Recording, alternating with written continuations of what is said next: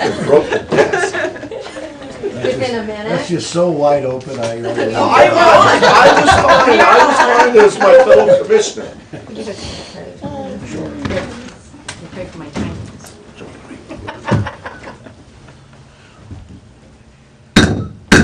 Good morning. I'd like to call this meeting of the Seneca County Board of Commissioners for December 8th to order. Please turn this pledge. I pledge Allegiance to the flag of the United States of America and to the republic for which it stands, one nation under God, indivisible, with liberty and justice for all. Clerk, can you lead us with the prayer? Okay, please join me in prayer. Heavenly Father, we ask for your guidance in assisting us in making the decisions that are to your will, and help us represent those that we are charged to do so as well as possible. We ask all this in your name. Amen. Amen. Roll call, please. Commissioner Stacy? Here. Commissioner Zoller? Here. Commissioner Kirschner? Here. I have a motion to accept, well, the signing of the journal and a motion to accept and approve the DVD audio recording and the index of the previous board session. Make a motion to approve it as Second. Motion and a second. All those in favor say aye. Aye. I approve. Thank you.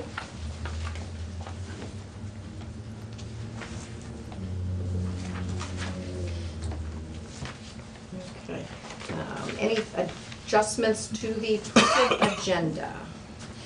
I will, under old or new, doesn't matter, give an update on my participation in the CCAO conference.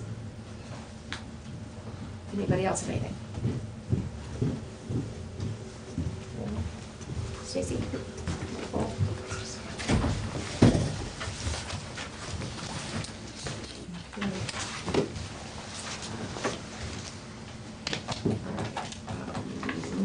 We have them scheduled. Amy, we had you scheduled right up front. Do you want to go right away? I don't know what your schedule is. I don't want to. I can go whenever you'd like me to go. You want to go now? I'll go now. All right. Perfect timing in that case. All right, yeah, it's not snowy here, but it was snowy all the way here, so. Good morning. Good morning. Catch my breath. Amy Hoffman from Palmer Energy, representing the CCO program, and a few things to catch up on and let you know what's happening. Can I just put these here? Yep. So a few things. Three things actually. So kind of an update where we are with the RFP. Your electric facilities is up in May of 17. And so I've collected all the bills and we're good there. So the RFP with you and around 20 to 22 other counties will be going up together on the RFP. So we'll be sending that out this month, it's looking like. And we'll get the results back in January, and then we'll be back in front of you. We're working with Stacy to kind of explain the process. But again, as we always do, it'll go out anywhere from 7 to 12 different suppliers. We'll get the findings, we'll go through it, and then we'll come back to you with our recommendation. We will recommend, obviously, usually the one that has the best price. And then, but we'll always do a refresh with the top 2 or 3, and we refresh the day that the commissioners can sign. So that's where we are on that. So Now- Amy, each of those bids have different lengths of time attached to them as well? Yes, so we'll So do we a could 12, 24, and 36 Okay, month. very good, thanks. And we'll recommend, this last one was for 3 years. We'll see where the market dictates, what the pricing is that comes back. Typically, I believe the last 2 were 3-year. And the thinking is, if the price has come down or is about the same over a 3-year period than a 2-year period, then it makes sense to go that route because the market is volatile. So if we come in with a number that's not changing much in the 24 to 36 month period, then it usually makes sense to go with that because again, we know a lot about the market, but we don't know everything about the market, and the market dictates, and this is gonna go right into my next conversation about where the market's at right now. So any questions on that part of the Yeah, just, it's very simple, Yes. because the contract with Palmer was prior to me sitting on the board. That, you're talking about the energy evaluation, and this is just the electric to get. Yeah, I know, I'm just trying to, This is where's for your fees facility. come in at? The fees come through the supplier. So it's 1 mil on the electric. For the facilities, our fee is 1 mil per kilowatt hour. Okay, And so, and that is paid by the supplier and not by us? no, it's the price Okay. that comes back to you. So if it's 0.0669, 1 mil of that is our fee. Okay. So, and that's across the board with the CCAO program. Don't say 6, it's gotta be in the 5s here. Oh, this time around, yeah. You're scaring me, yeah. No, that was just a number. So it's 1 mil. Okay, okay. Now with the Gov Ag, which I'm gonna be talking about in a second, the fee there is different. It's 0.0045, so it's 4.5 mini mils. It's less for the Gov Ag. Just a different program, but the fee structure is the 1 mil. That is set by the CCAO, who you contracted with, and then we specifically contract with you, each individual county contract with you. Okay. Yes, I but just the wanted fee to- is the same, yeah. Okay. We did this once, because the current one's a 3-year, that Yeah, expires in May. it's up in May. So we did it like. So we did with Palmer 3 years ago? I thought it was You've actually previous been with us since administration. 2012. Their energy saving thing was before our time, the building stuff and all that. Yeah, That yeah, was the okay. previous. Your board facilities have commissioners been before us. with Palmer since 2012. But yes. So this will be our 3rd renewal going forward. So what I have with you is, this is a breakdown of the electric savings since 2012 on your facilities. And this is something we talked about in length at the energy annual meeting last month. Tanya was there, and so she heard about it. Mark Fry, the owner, and Kirk Mazurk, the executive vice president, spoke in length about the gas market, the electric market, and the savings were sent out to everyone, and you received the gas savings and budget and so forth. So this is a breakdown of your savings with your facilities since 2012. And we don't normally do this. Well, we do savings analysis always, but we did it this way because we wanted to show you and be transparent as possible on where the market is right now and how it has, the gas coming down so significantly has altered the price to compare of the utility on the electric side. Because again, gas makes up a lot of the production of electricity, creation of electricity, and so the electric market has fallen this past year because the gas market's come down so much. So we just wanted to show you the savings per period throughout the last 2 rounds of contracts, and how this past 12 months, there was actually a loss compared to the price to compare, because the electric price to compare of the utility, Edison, AEP, across the board, has dropped so much. So the fixed rate on the current contract was actually a little higher than the price to compare right now. Now, the price to compare is already starting to go back up again, so this last period of time will probably be fine. But in the last 12 months, it was an 8,400 loss against the price to compare. But since 2012, there's been a savings of $169,890 estimated against the price to compare. So, again, I don't think anyone really saw the gas market plummet as it did, therefore bringing the price to compare of the utility. And the auction's different that the utilities are doing. There's a lot of factors, but it mostly comes down to the gas market dropping. So we just wanted you to be aware of that. This next RFP, it's almost assuredly that the rate will probably be lower than your current price because of where the market's at. It's getting colder out, but that's what winter does. There's still a lot of storage in for gas. The gas, depending on the winter we have, gas market will go up a little bit.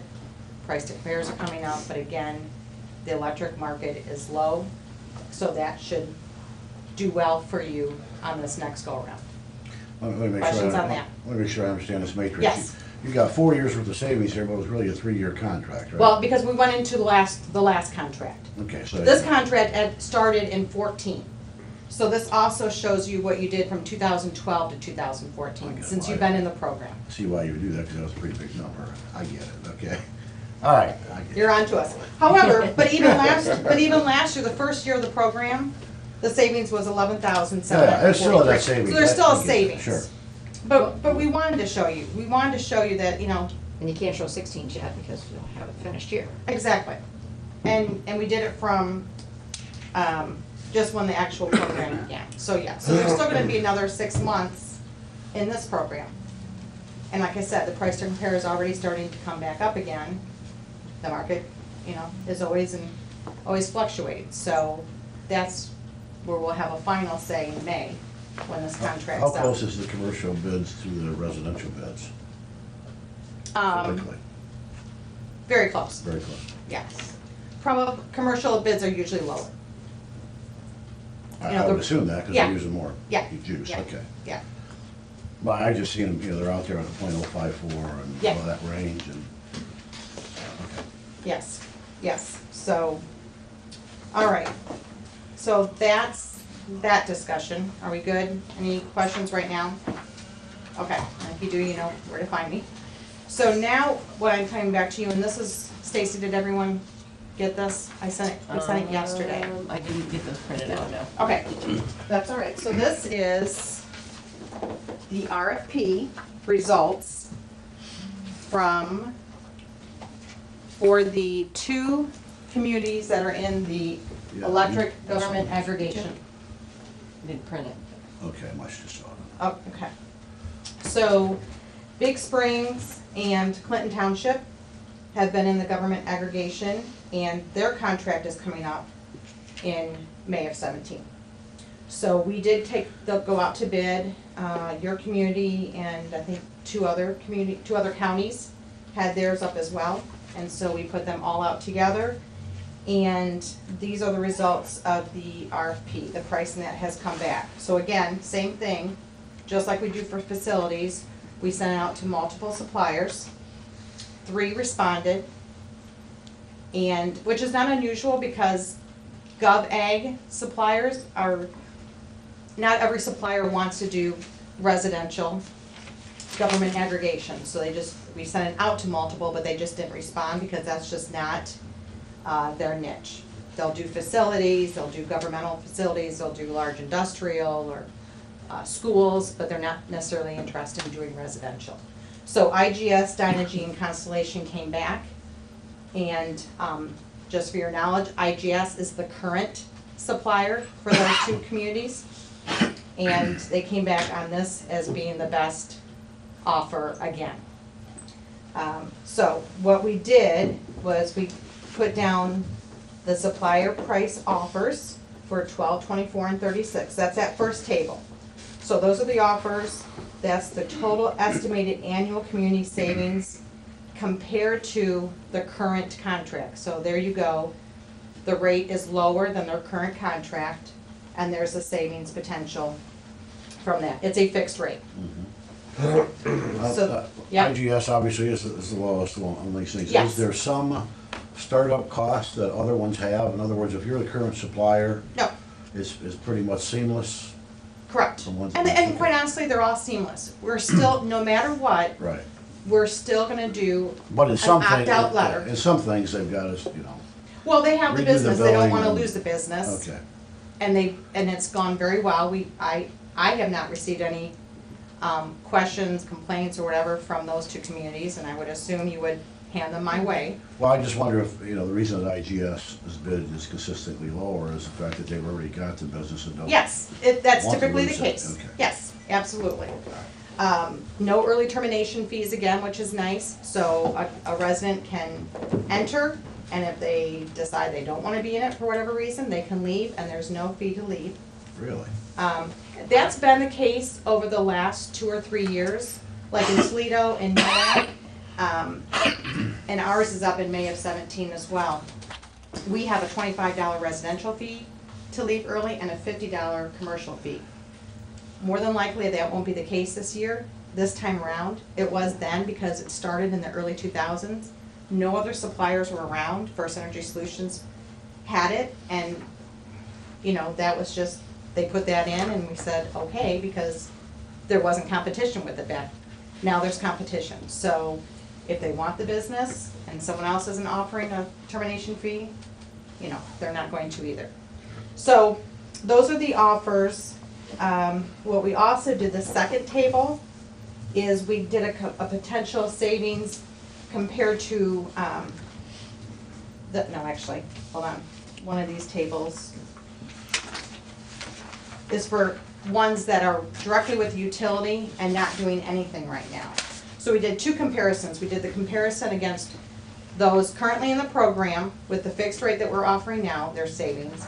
And then we did a savings analysis of those that aren't doing anything directly with the utility, not shopping, and would want to get in it, the savings there as well. So we did a two-phase savings analysis. So we want to make sure this truly makes sense for all residents.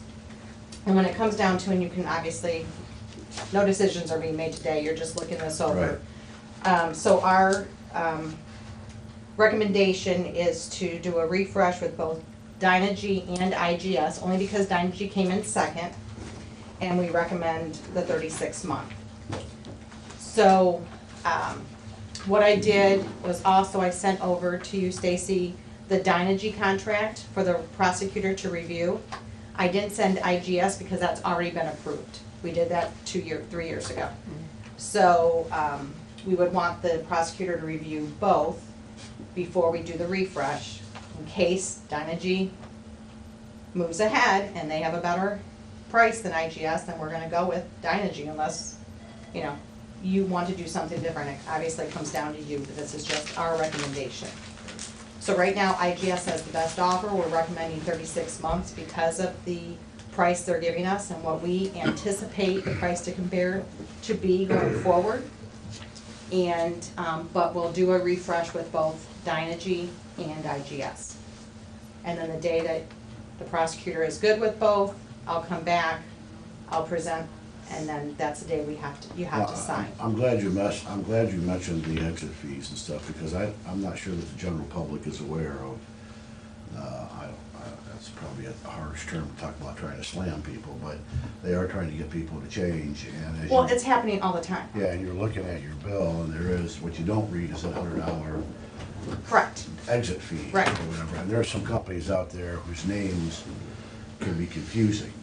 You know, American Electric Power is a supplier around here, and there's some companies that call themselves American Electric Utilities. Well, they or something. feel, yes. Yeah. It has happened where they're calling and they believe that their utility is calling, Right. and in fact, that's not the case, and they want to look at a bill. They're out there. You don't have to sign a contract to be switched into something. Sure. Now, again, if IGS comes back as the best offer, they will still do the opt-out letter because it's truly a new contract and it's a new opportunity for your residents to either come back in and stay, and they have to do, obviously, again, do nothing, or if they weren't participating and now they want to, they have that opportunity. But again, as an opt-out program, that form is on the bottom, so if they do not want to participate, they just opt out and send that form I mean, back. there are actually people out knocking on doors. Yes, So we just, and most of them are legitimate. But just to caution folks to make certain they look at exit fees Well, and, they're legitimate, but again, they're toting just their product. Yeah, So exactly. unless you go to the Apples to Apples website that the Sure. PUCO has out there, you don't know if it's truly, so I the guess best the offer. answer is don't sign up for anything just because somebody comes to your door. well, At you least should, do the you due need to do your diligence. due diligence if you're gonna go on your own and not go through like a government aggregation Right. program. So do you need to, you don't need a decision from us today, but do No. you wanna know that we kinda like the path you're on, or, Yes, that's it. I mean, it makes sense to me with them, you know, to do Yeah, the, absolutely. yeah, looking at this 36 months as well as the refresh right Yeah, and take before, your time to read through this, and then again, we're not making any decisions, we're not going back to the supplier until the prosecutor reads and I'm assuming that's gonna take a few weeks, and we're okay, you know, we're good with time.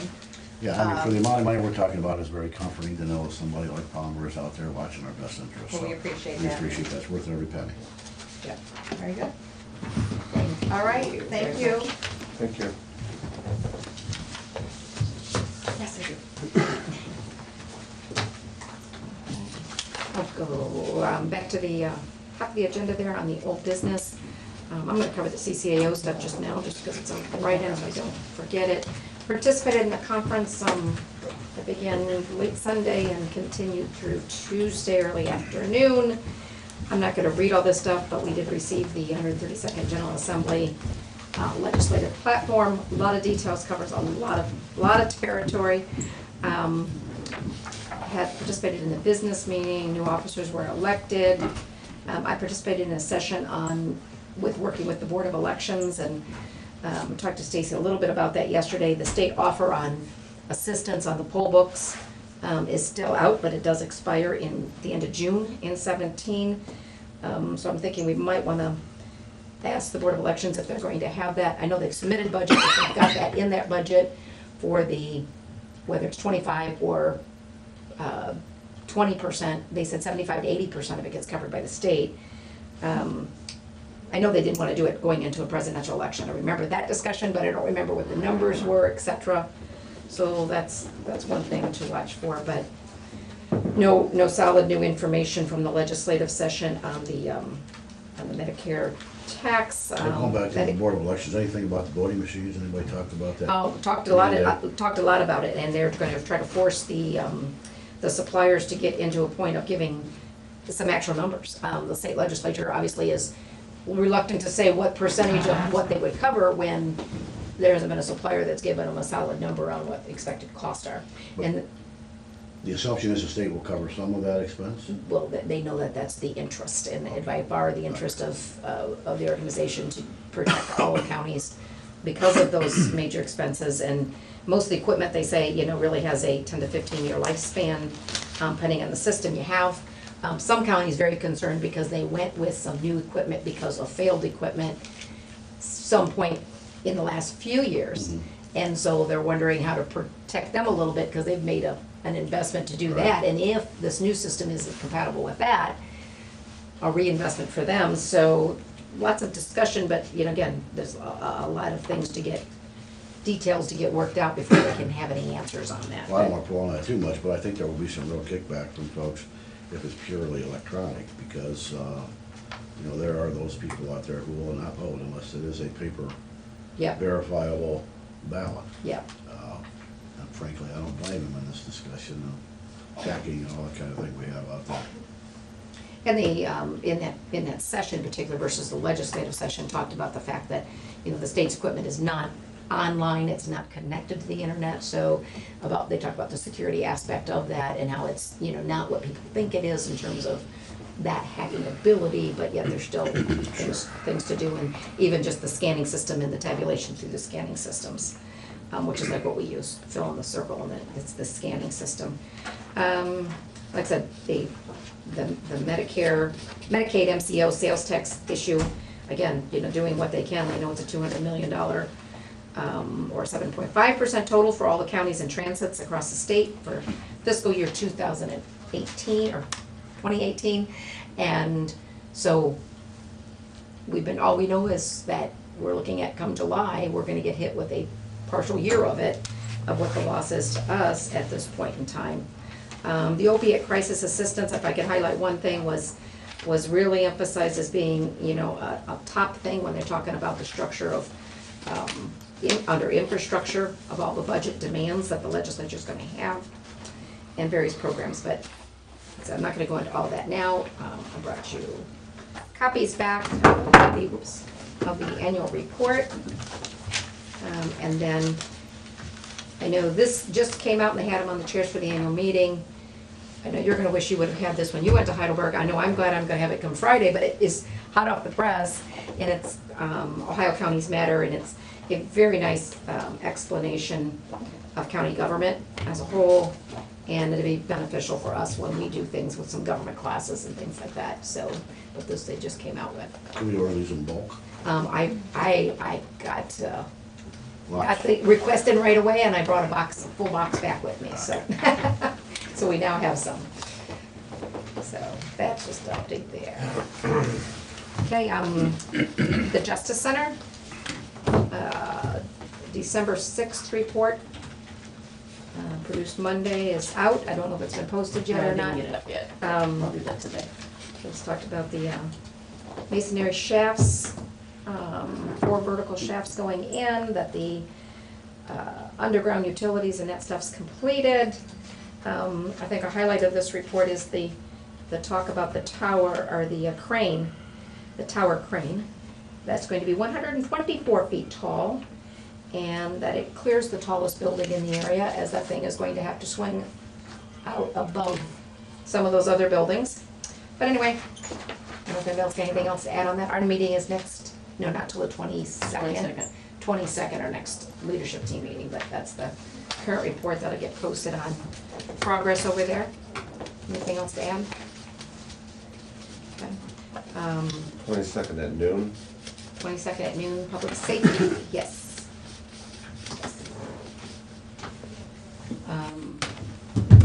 Revolving loan fund. Commissioner Kirchner, is that your update? Sure, I'll be happy to update that. I think Charlene has a couple things she wants to say as well. With the revolving loan fund met one day this week. One day turns into another, I'm not sure what day, but I think it was Monday. And we talked about a couple of potential applications. The balance in the fund is somewhere in the range of $126,000. A couple of requests were as high as $400,000. We're probably not gonna fund them to that point, but if we do have that kind of activity in the pipeline, we would be able to request more funding from CDBG folks. Hopefully we can build that fund up, because it is a real opportunity to create some local entrepreneurial jobs within the county.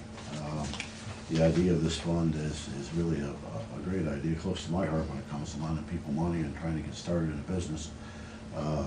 So I hope that we're able to activate this. It's really been pretty much a moot point for the county for a lot of years, that no real activity's been in there. We got one paid off, and we've got one active at this point in time.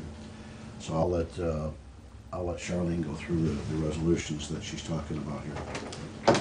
Hi, thank you. Morning. Morning. We had a great meeting, the first one I got to attend since I started, and it was a little enlightening for me on what we can do and what we can't, so I just want to share that with everyone. To recap what Mike said, we do have 2 in the pipeline to look at. We need to basically have a flyover sheet, is the best way to put it. That pre-flight sheet that you look at to determine whether or not they qualify, or if we have all the information we need. David Zach from SIDEC and I are looking into that.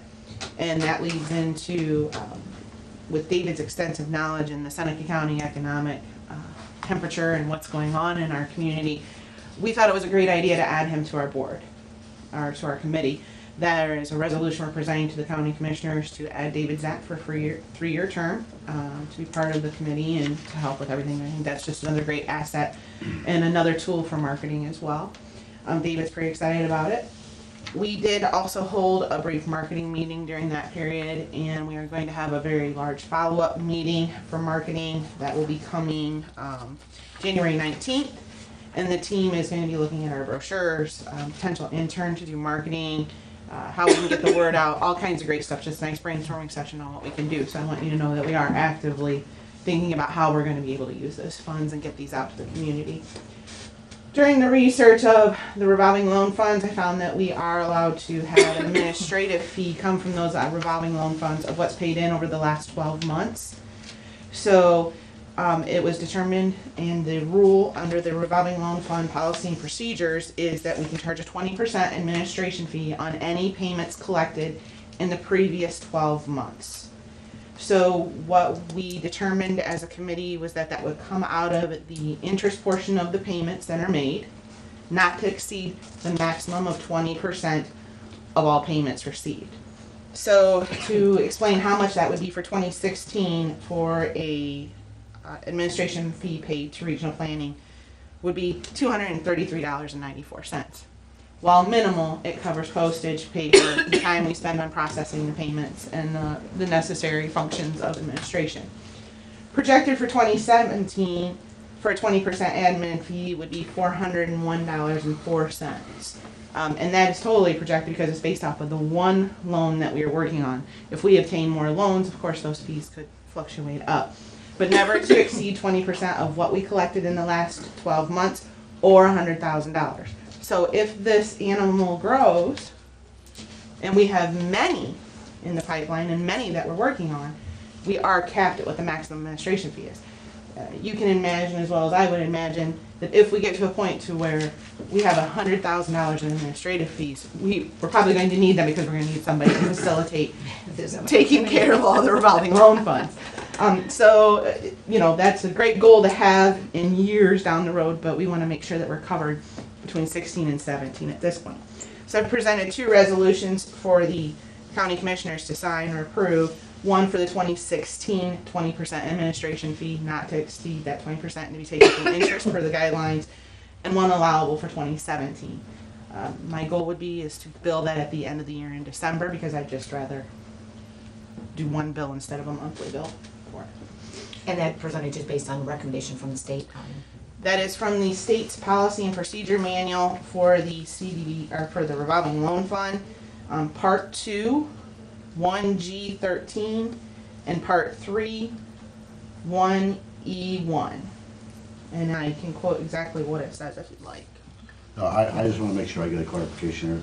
If somebody pays, let's just make it into simple numbers. If somebody pays $1,000 a month, we're saying that $240 would be allowable. $12,000, 20% of $12,000. Yes. Okay. I had thought that the discussion was it was 20% of the interest earned for the year. It's 20% of whatever we collect. And then David clarified his comment that it would be, we would do 20% and take it out of the interest that we earn so that we collect all of our admin fee straight from the interest earned, but it would be the total amount. It wouldn't come out of the principal that they pay, but out of the interest portion of their payment. It's a little, trust me, it confused me a little bit until we actually had a conversation about it, and I felt much better. See, here's my conundrum. If somebody pays us $12,000 a year in repayments, and we're charging them 3%, that would be $360 for the year in accrued interest on that portion of it or thereabouts. And if we're talking about taking 20% of the total payments made, and we're talking about taking a big portion of that earnings away. So I think that it exponentially gets larger as there are less of a percentage as things get bigger, but while it's small, I mean, we'll go along with whatever the statute says there, or whatever the language says. But I think that everybody needs to know that up until this point, as far as I know, there has never been an administrative fee paid for a revolving loan fund. Are we aware of any? And the county's never collected it. I wasn't aware of any activity other than the one that was out there. Well, there were, in years past, there was a lot of activity. Yeah, I mean, past. I'm going back 20, 25 years, because I sat on it back then. But if it's supposed to be collected annually based on the 12 months, that has not been collected for. Okay. I Because just we want do to make have, sure we that do it's... collect payments, and that 20% has never been. Okay. Well, we're all aware of the fact that this is a change of attitude, if you will, or a change in how we administer the revolving loan fund, as opposed to how we've done in years past. And I don't know if there was, well, you wouldn't know, you wouldn't have been doing it either, but I was gonna say, wonder if there's change in requirements too, of paperwork or anything else. I mean, I'm assuming the committee might have discussed that, I don't. We actually are, Nikki was great enough to get some information prior to me starting, so she's forwarded me all that information, and Dave and I are reviewing that, put together with the pre-flight information and know exactly what's required and what we need. Yeah, as So- long as under no circumstance do we get into the corpus of the fund. I hope that, I don't know if I need to add that to it or not, but I guess there could be situations in which we would need into the principal, and I certainly wouldn't want us to take fees that would lessen the principal amount of the fund. We do not wanna do that. No. And I did a rough calculation, very nice rough calculation, just so we would all know where it stands. So for 2016, we collected a total payment of $1,169.70 for revolving loan fund. 20% of that is $233.94. Of the total total payments collected, the interest portion was $540.31. So we are using just under half of the interest to pay for the admin fees in 2016. And projected in 2017, we would have a total collection of $2,005.20. So 20% of that would be $401.04. And the total interest to collect in 2017 is projected to be $877.68. So again, just under half of what the interest is that's being collected. So I just wanted to kind of give you those numbers so you know that the principal portions are not being cut. Okay. That And helps. the marketing functions, if there's any expense, how is that paid? Out of those fees? Well, regional planning and probably out of those admin fees. And out of those fees, so that does take care of it. There's no additional cost to the committee coming out of any of that money. Not that we can foresee at this time, but again, they haven't met for a while, so, and again, new to me, and Mike's been doing this for a long time. Well, I mean, just to have get, if see. we could get the fund, I truly believe, I don't think this is pie in the sky. I really believe that it ought to get to at least $2 million in a reasonable period of time. But if it gets to $2 million and rates stay similar to where they're at now, that's 3%, that's $60,000 a year that it could generate. 20% of that would be $12,000. So that's a decent amount of income that would generate to administer the fund. It makes sense. It could, because you have those expenses. But, you know, this is, there won't be any real efficiency in this program until, if and when we get it to a level that makes sense. Yep. We're talking about nickels and dimes now, but we could be talking about significant flow of earnings to the regional planning if we could get the fund to, like I say, even $2 million. At today's rates, we generate $12,000 a year in earnings to them. All right. Any questions? Any more questions? So you have the resolutions? I do. Are they in with the rest of them, or do you want to do them separate? They are not in with the rest of them. So let's proceed to handle those and then we'll.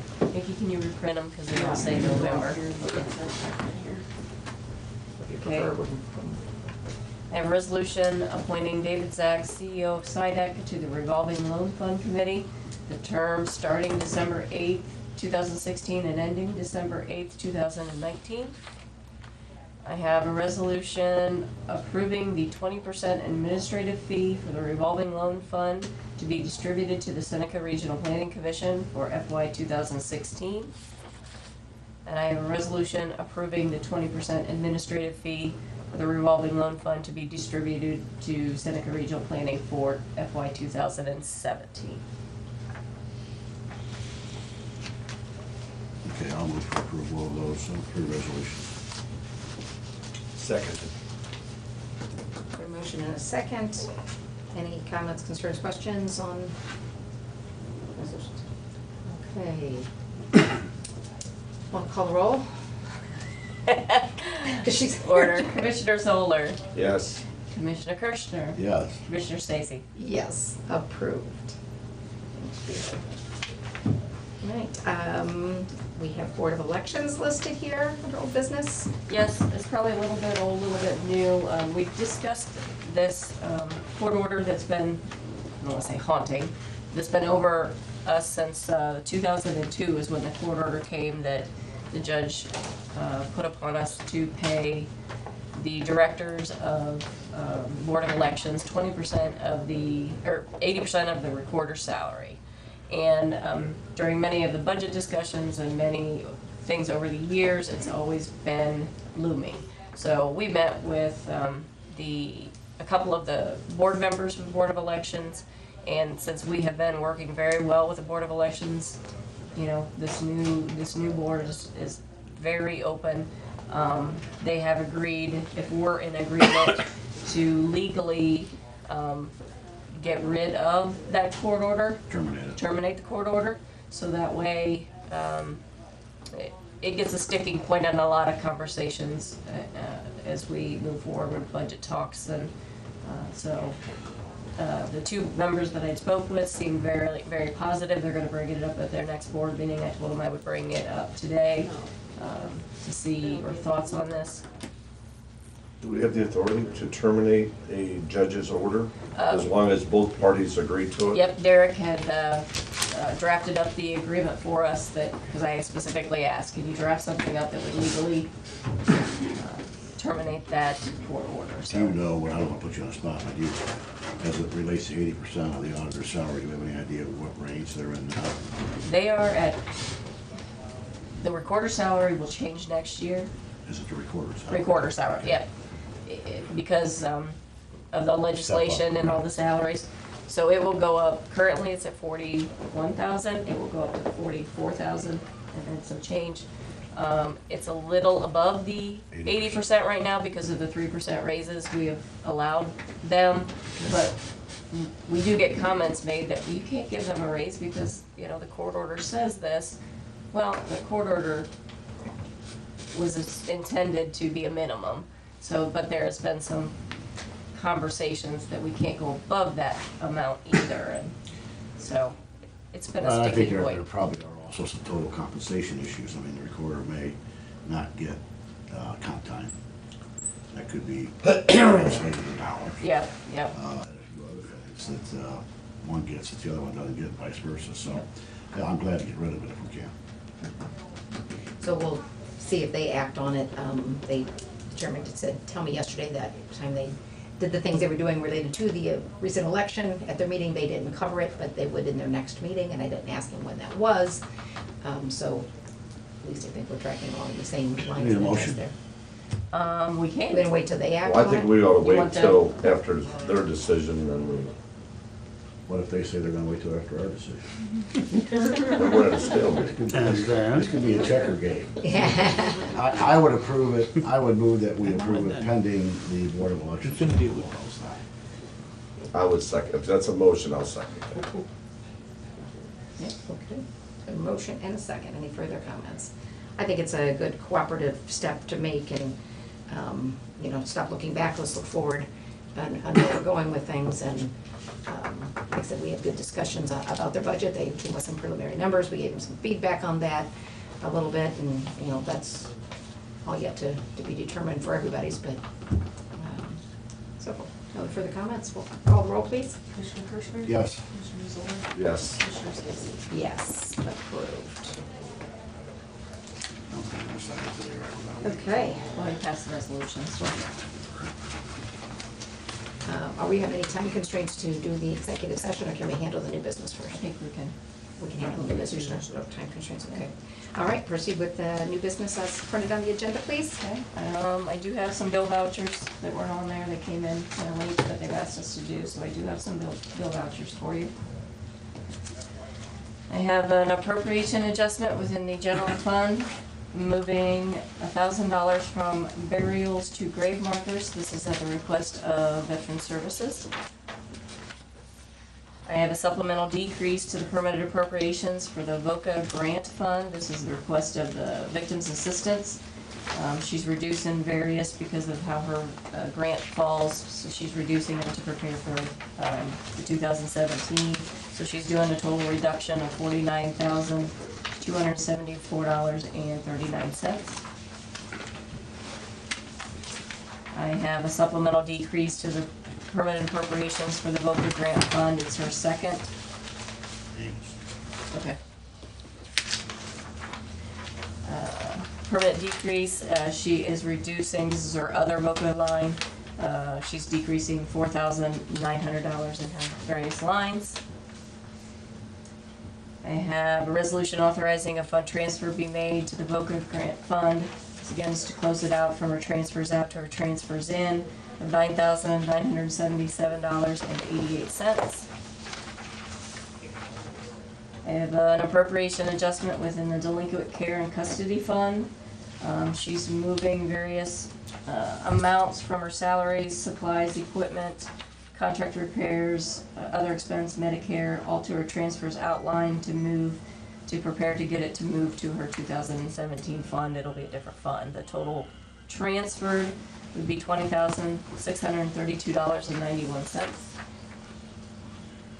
I have a supplement to the permit appropriation to the delinquent care and custody grant fund.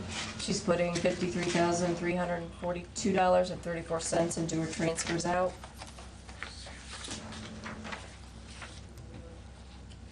I have a resolution authorizing a fund transfer be made to the delinquent care and custody grant fund.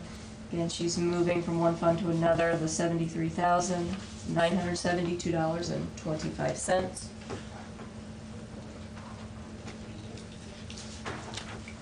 I have a supplement to the permitted appropriations to the juvenile program and services fund. She's putting $12,000 into equipment.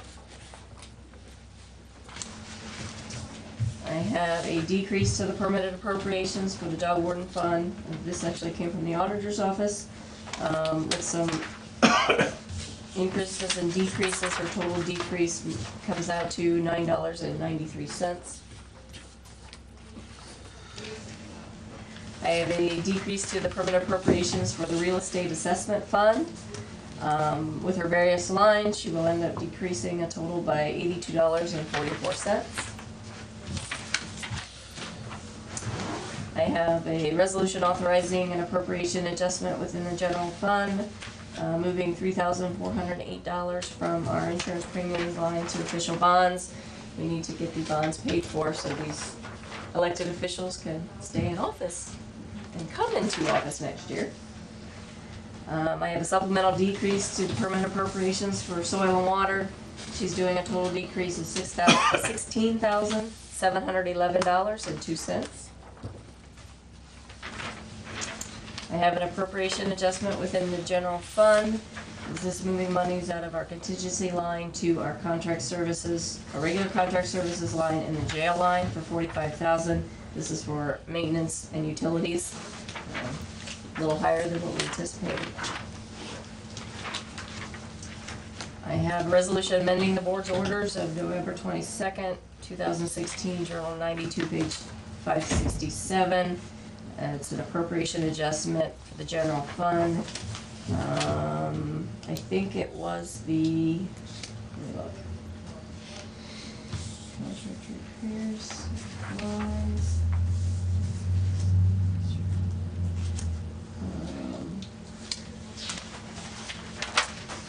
Looks like it was supposed to come out of contract services, and the account line that she had given us was the other expense line, so we're fixing it, so it's not coming out of other expense, it's coming out of contract services.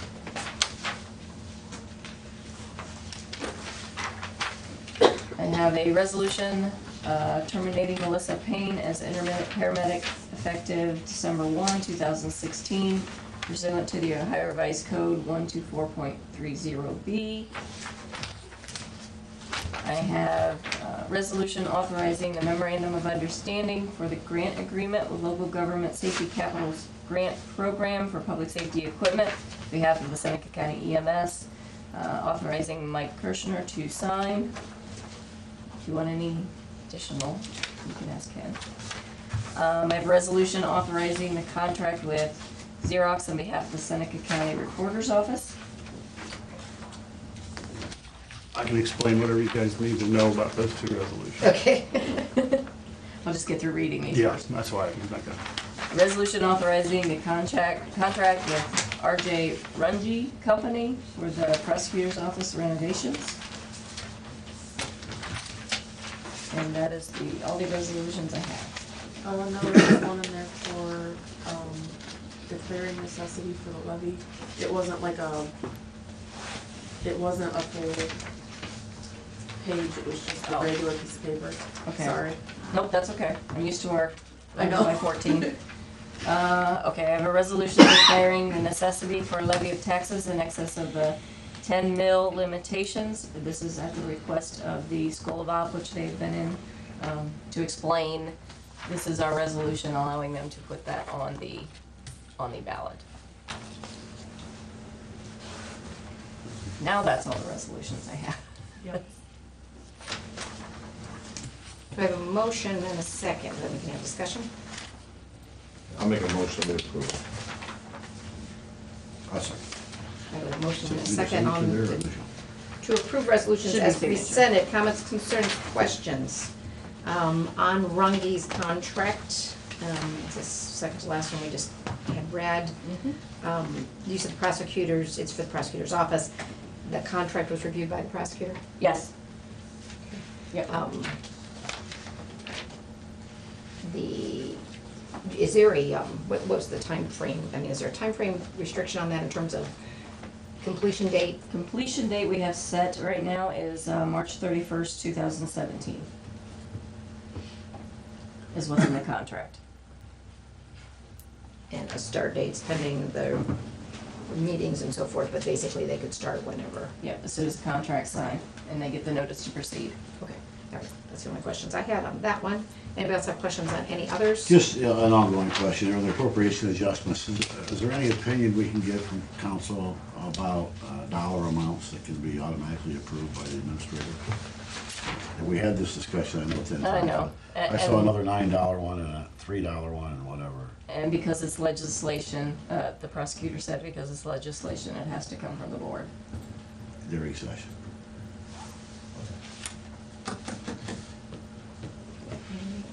Only Government at its only finest. in the county. And if you want, our EMS director is here, he can kind of give an update on what that's about. It's his good news, not There was maybe good news. two resolutions that we had signed. One was the termination of Melissa Payne. Melissa moved to Cincinnati some time ago.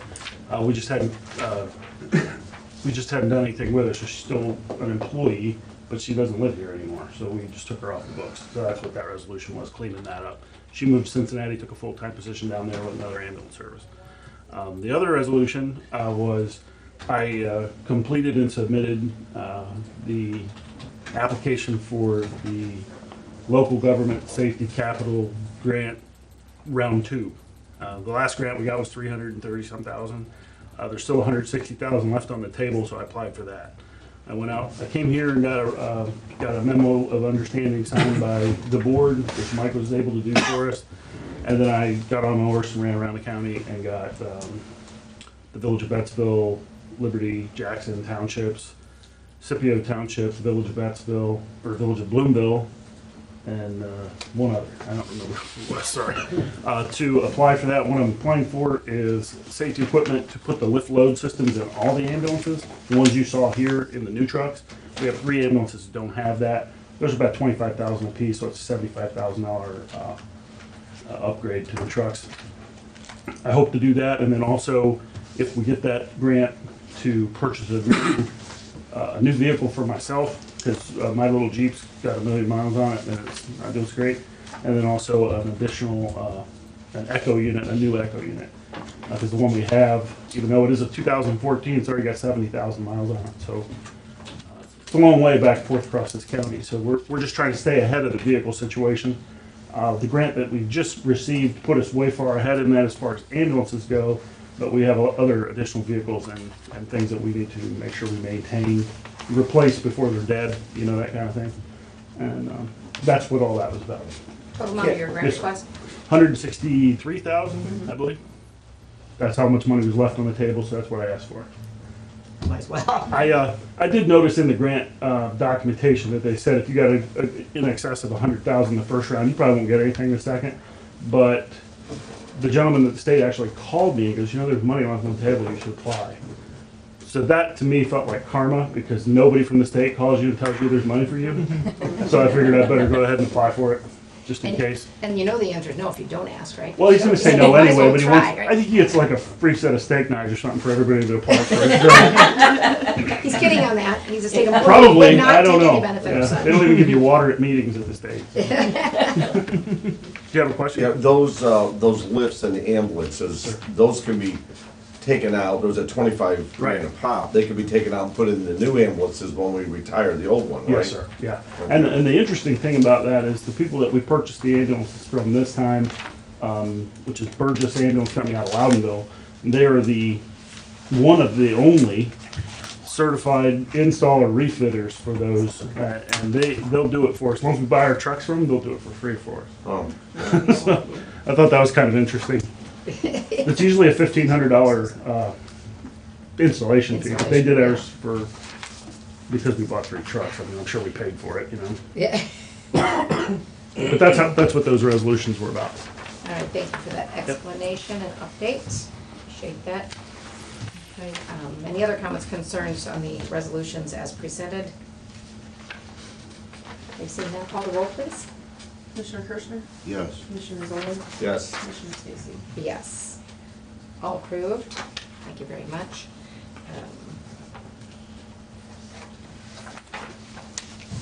We have the need for an executive session for the discussion of personnel.